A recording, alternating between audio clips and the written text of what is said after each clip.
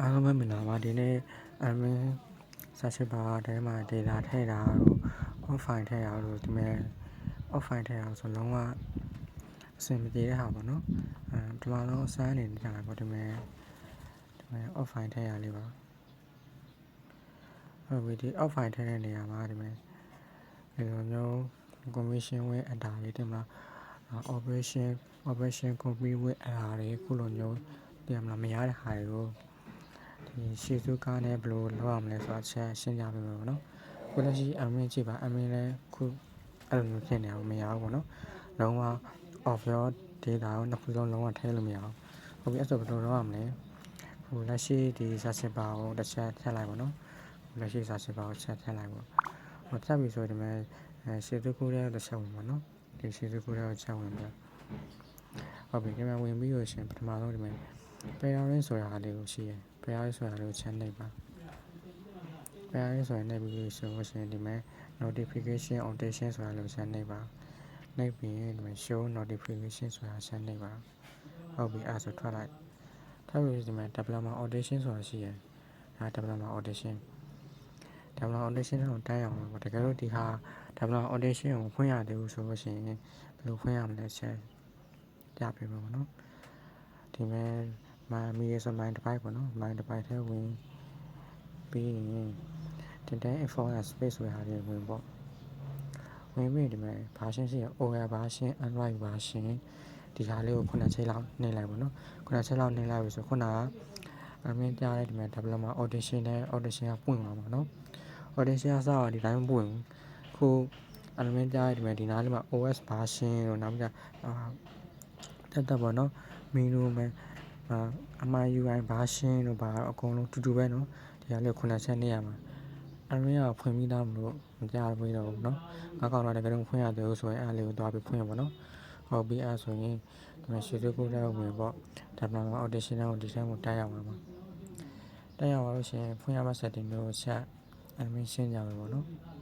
ဖွင့်ရမယ့် setting လေးမအောင်ဒီမှာ USB တရားလေးကိုဖွင့်လိုက်ပါနော်အဲ့လေးကိုဖွင့်ရအောင်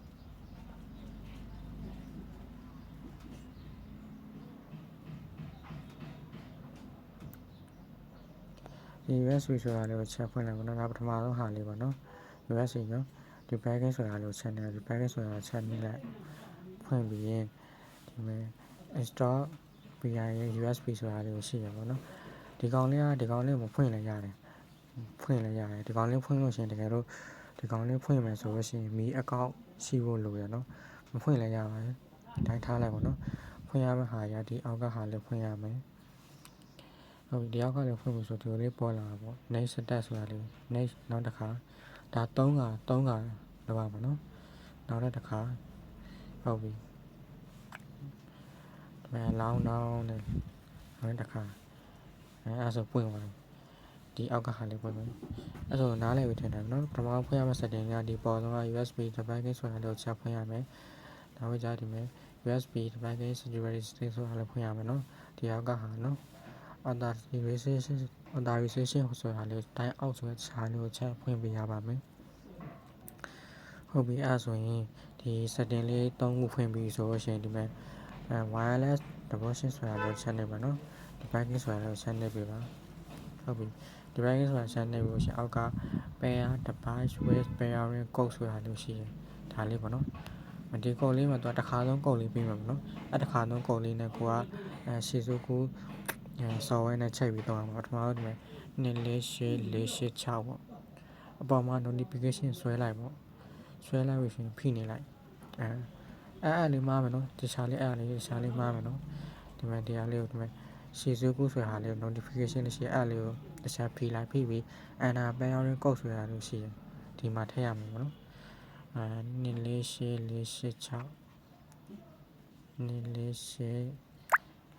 24846 ဟုတ်ပြီအဲ့မှာဒီအပေါ်ကညားလေးနေလိုက်အဲ့ဆိုရပြီနော်နေပါဦးစော်ဝဲထွက်ပါလို့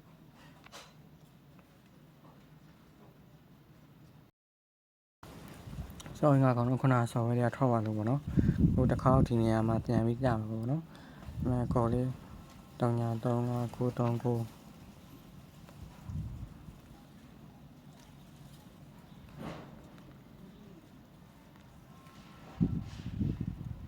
ုတ်ပြီ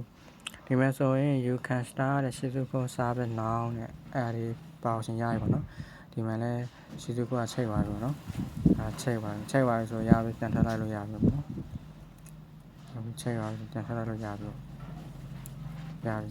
ဒီမဲ့ start ဆိုတာလို့ချက်နေလိုက်ပေါ့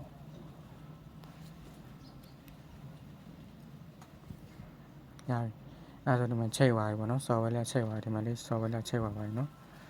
ဒီမဲ့ Shizuko is running နဲ့နော်အဲ့လေးဆိုချိန်သွားပြီချိန်သွားပြီဆိုမှadmin က Play Store ထဲမှာသွားပြီးတော့စာချစ်ပါဦးတစ်ချက်ပြန်ပြီးထောင်းပြရမှာနော်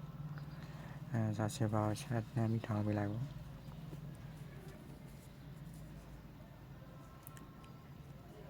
ခုနကပဲနော်ခုနကပိုင်း Android တွေ model ညင်လာတဲ့ညဘာမှ data တွေဘာမှကိုထည့်လို့မရတော့နော်အဲကြောင့် Shizuko နဲ့ပြပြပေါ့အဲ့ပထမတော့ Shizuko ကိုပြန်ဝင်လိုက်ပေါ့ဝင်ပြီးတော့ဒီမဲ့ Atari ဆိုရဲ zero application ဆိုတာလေး setting ပုံလေးနဲ့အဲ့ဒါလေးကိုနှိပ်ပေးဒီမဲ့စာချစ်ပါဦးဖွင့်ပေးလိုက်ရပြီအဲ့ဆိုရင်စာချစ်ပါတဲ့ဝင်လို့ရှိရင်ဒီမဲ့ okay ဒီမဲ့ဒီ file လေးကိုဖွင့်ပေးရအောင်နော်ချို့အားဒီ file လေးကိုဖွင့်လို့ဆိုလို့ရှိရင်စင်မပြေဘူးဒါလေးကိုဖွင့်ပေးရမှာသူက auto ဖွင့်ပေးရ allow authorize ဒါပဲဟုတ်ပြီအဲ့ဆိုလို့ရှိရင်သူကဒီမဲ့ပေါ်ကအဆက်30လေးကိုနှိပ်ပြီးတော့ setting ဆိုတာလေးကိုဆက်နှိပ်ပေါ့နှိပ်ပြီး audio root ဆိုတာလေးရှိရယ် root ဆိုတာလေးကိုနှိပ်ပြီးရင်ဒီ try or root asset နေရာမှာဒီမဲ့ Shizuko ဆိုတာလေးကိုချက်နေလိုက်ပါတော့ Shizuko ဆိုတာချက်နေလိုက်နှိပ်ပြီးရင်ဒီမဲ့ use for Android တို့ဒီမဲ့ data တို့ all တို့တွေ့လားဒီ file တို့အဲ့လေးဖွင့်ပေးလိုက်ပါတော့ဒီ setting လေးဖွင့်ပြီးဆိုရင်ငါကောင်တော့ထည့်လို့ရတယ် AC ပဲအဲ့ဆိုပြီး admin ခုနကထည့်ကြရင်နော်ထည့်လို့မရဘူးခုပထမဆုံး file ကိုထည့်ကြရင်ပေါ့ဒီမဲ့ data ထည့်ကြပါမယ်နော် data file ကိုထည့်မှာခု bro တို့ software ထည့်မရတာအဲ့ဒါတွေပါတက်နေရတာတွေသိရမှာoperation with အဲ့ဒါတွေပါဆိုရင်ဒီမဲ့ AC ပဲတွေ့လားမထည့်လို့ရရင်နော်ဘာ rename မှာထည့်ကြမလို့ဘာ file မှာ change ကြမလို့ okay တန်းပြီးထည့်ရုံပဲဒါ Shizuko နဲ့လောက်တာနော်အမင်းခုစမ်းနေရပါ FC27 ပေါ့နော် FC27 စမ်းနေအမင်းဖုန်းကလည်းဒီက upgrade လေးတင်လာတော့ကြတော့ခုတင်မှာ bro တို့ operation with အဲ့ဒါတက်ပြီးတော့ data ထည့်မရအောင်အားကြောင့်မို့ခု Shizuko နဲ့အမင်းကလည်းထည့်ကြပါတယ်နော်ထည့်နည်းကိုတင်ပေးပါတယ်နော်နောက်ပြီးတော့မှအမင်း FC27 လုံနည်းကိုချက်ရှင်းကြပေးပါနော်ဒါကတော့ data ရဲ့ off ရဲ့ထည့်နည်းကိုတစ်ချက်ရှင်းကြပေးရပါနော်ဟိုမသိလို့ရှိရင်ဒီ video ထဲကနေကြည့်ပါနော်အဲဆိုရင်နောက်ပြီးတော့မှငါကောင်တို့ FC27 ကိုဂိမ်းဆန်းပြီးတင်ပေးမယ်အဲဆိုဘိုင်